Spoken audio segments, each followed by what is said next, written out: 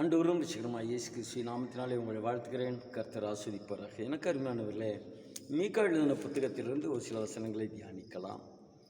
1வது வசனம் இப்படியாக சொல்கிறது: யோதாம், ஆகாஸ், எசேக்கியா என்னும் யூதா ராஜாக்களுடைய நாட்களில் மொரோசா ஊரனாகிய மீகாவுக்கு உண்டானதும் அவன் சமாரியாவுக்கும் எருசலேமுக்கு விரோதமாய் தரிசித்ததுமான கர்த்தருடைய வார்த்தை.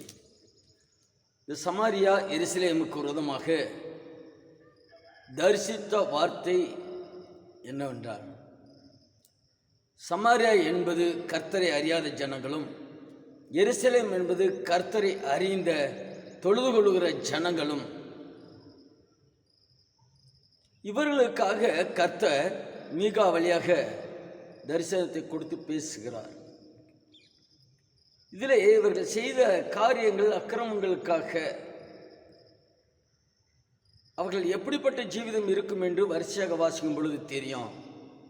ஆனால் கடைசியாக 1வது அதிகாரம் 16 உனக்கு அருமையான உன் பிள்ளைகளின் நிமித்தம் நீ உன் தலையை சிரைத்து மொட்டையிட்டுக்கொள், கழுகை போல் முழு மொட்டையாயிரு, அவர்கள் உன்னை விட்டு சிறைப்பட்டு போகிறார்கள். எனக்கு அருமையானவர்களே, இந்த நாட்களில் இருக்கிற இந்த பொல்லாத நாட்களிலே நம்முடைய பிள்ளைகளுக்கு ஒரு பாதுகாப்பு வேணும். இந்த அக்கிரமமான பொல்லாத துன்மார்க்க சந்ததிகளுக்கு மத்தியில் உங்கள் பிள்ளைகளும் என்னுடைய பிள்ளைகளும் இயேசுவின் நாமத்தினால பாதுகாக்கப்பட வேண்டும். இதோ அவர்கள் நம்மை விட்டு சிறைப்பட்டு போய் கொண்டிருக்கிறார்களாம். இவர்களுக்காக நாம் மிகவும் பிரயாசப்பட வேண்டும். பரிசுத்தவான்கள் நிச்சயமாய் நம்முடைய பிள்ளைகள் சிறைப்பட்டு போகாதபடி அதிகமாய் ஜெபிக்கிறவர்களாய் இருக்கணும். பிள்ளைகளுக்காக கண்ணீரோடு மன்றாடுகிற ஒரு வாழ்க்கை வேண்டும் எனக்கு அருமையானவர்களே. ஏன்னா சிறைப்பட்டு போவார்கள். நம்மை விட்டு நான் ஜெபிக்கலாம், வேதத்தை வாசிக்கலாம், ஊழியத்தை தாங்கலாம், எல்லா விதமான கர்த்தருக்கு பிரியமான காரியங்களை செய்யலாம். ஆனாலும் இந்த உலகத்தில் சிக்கிக் கொண்டிருக்கிற நம்முடைய பிள்ளைகள் சிறைப்பட்டு போகாதபடி இதோ கர்த்தரிடம் மன்றாட வேண்டும், செபிக்க வேண்டும். இன்னைக்கு அநேக இடங்களில் விசாரிக்கும் பொழுது ஊழியக்காரர்கள் பிள்ளைகள், விசுவாசிகளின் பிள்ளைகள் துன்மார்க்கரோடு சேர்ந்து துன்மார்க்கரோடு போய், எனக்கு தெரிந்த ஒரு ஊழியக்காரோட மகன் கர்த்தருக்குள் சரியாய் இல்லாததுனால, ஊழியக்காரர் நன்றாகத்தான் போதிக்கிறார், நன்றாகத்தான் பிள்ளை வளர்த்தார், நன்றாகத்தான் அபிஷேகத்தை குறித்து பேசினார், சத்தியத்தை பேசினார், போதித்தார், கண்டித்து வளர்த்தார். ஆனாலும் அதையும் மீறி துன்மார்க்கரோடு இணைந்து கடைசியில் இந்த துன்மார்க்கர் செய்த கொலைக்கு இந்த போகாத இந்த தம்பியும் கேஸில் மாட்டிக்கொண்டாருங்க. அப்புறம் கதறதா அழுகிறதா? எனக்கு அருமையானவர்களே, எப்படியாவது தந்திரமாய் பிசாசானவன் நம்முடைய பிள்ளைகளை சிறைப்பட்டு போகவும், அக்கிரமத்தில் விழவும், பாவத்தில் விழவும், கொலை செய்ய தூண்டுகிற கொலை வெறியின் ஆவிகளும் இந்த பூமியிலே நிறைந்து இருக்கிறது. எனவே பிள்ளைகள் சிறைப்பட்டு போனதிலிருந்து விடுவிக்கப்பட வேண்டும். இருக்கிற பிள்ளைகள் சிறைப்பட்டு போகக்கூடாது. அவர்களுக்கு ஒரு வேலி, பாதுகாப்பு கர்த்தரால் உண்டாக வேண்டுமானால் நம்முடைய ஜெபம்தான் வேலையடைக்கும் பிள்ளைகளை. இந்த நாட்களிலே வாலிப பிள்ளைகளை பார்க்கும் பொழுது இன்ஸ்டாகிராம், செல்ஃபோனில் எல்லா வித சோத்திரம் நெட்டு சம்மந்தப்பட்ட காரியங்களிலே மூழ்கி கிடந்து தங்களுடைய வாழ்க்கை இழந்து போய் கொண்டிருக்கிறாங்க. சிந்திக்கிற திறனற்று போயிருக்கிறாங்க.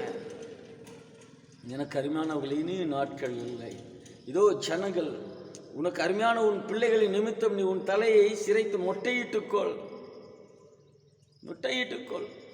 உன்னை தாழ்த்து,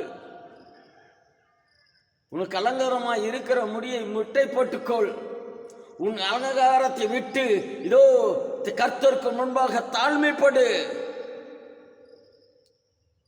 கர்த்தர்ட்ட கதறுவோமானால் நிச்சயமாய் நம்முடைய பிள்ளைகள் சிறைப்பட்டு போனவர்களை கர்த்தர் விடுவிக்கவும், இனி இருக்கிற பிள்ளைகள் சிறைப்பட்டு போகாதபடி பாதுகாக்கவும் கர்த்தர் போதுமானவராக இருக்கிறார். அதற்காகவே கர்த்தராகிய இயேசு கிறிஸ்து வந்தார். வாலிபன் தன் வழியை எதனால் சுத்தம் பண்ணுவான்? வேத வசனத்தினால் அல்லவா? இந்த வேத வசனத்தின் வழியாய் பிள்ளைகள் சுத்திகரிக்கப்படும்படியாய், பாதுகாக்கப்படும்படியாய் நாம் தினமும் மன்றாட வேண்டும். அப்படி மன்றாடுவோம், நிச்சயமாக நம்முடைய பிள்ளைகளை சிறையிருப்பிலிருந்து கர்த்தர் மீட்டுக்கொள்வார். இருக்கிற பிள்ளைகளை சிறையிருப்பிலே சிக்கிக்கொள்ளாதபடி வேலையடைத்து பாதுகாப்பார். அவர் இரத்தமே, அவர் இரத்த கோட்டைக்குள்ளாக பிள்ளைகளை மறைத்து வைப்போம். இயேசுவின் இரத்தம் சகல பாவங்களை சுத்திகரித்து நம்மை பரிசுத்தமாக்குகிற இரத்தம் பிள்ளைகளையும் பரிசுத்தமாக்கும். அப்படியாக ஜெபிப்போம். கர்த்தர் நம்மை ஆசீர்வதிப்பாராக. எனக்கு அருமையானவர்களே, நாம் ஜெபிக்க வேண்டியது கடமை. தேசங்களில் நடக்கிற அக்கிரமங்கள், அநியாயங்கள், மீறுதல்களை பார்க்கும் பொழுது நிச்சயமாக அதிகமாக ஜெபிக்க வேணும். எனவே இந்த ஸ்தலத்தில் லீபனோன் ஜெபத்தோட்டம், பால்பண்ணி bus stop, Sirumalai road, Rendalaiparai என்கிற அந்த ஸ்தலத்தில்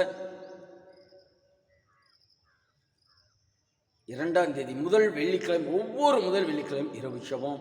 வருகிற வெள்ளிக்கிழமை இருக்கிறது. நீங்கள் வாருங்கள், நம்ம இணைந்து செபிப்போம், தேவராஜ்யத்தை கட்டுவோம், அநேகரை சிறையிருப்பிலிருந்து மீட்டுக்கொள்ள இந்த ஜெபம் உறுதுணையாக இருக்கும். வாருங்கள், எங்களோட இணைந்து வேறு எந்தவித எதிர்பார்ப்பும் இல்லாதபடி செபிப்போம். கர்த்தர் நம்மை ஆஸ்வதிப்பார், நம்மை உயர்த்துவார், ஜெபத்திற்கு பதில் கொடுப்பார், பலனை கொடுப்பார். கர்த்தர் ஆசீர்வதிப்பாராக.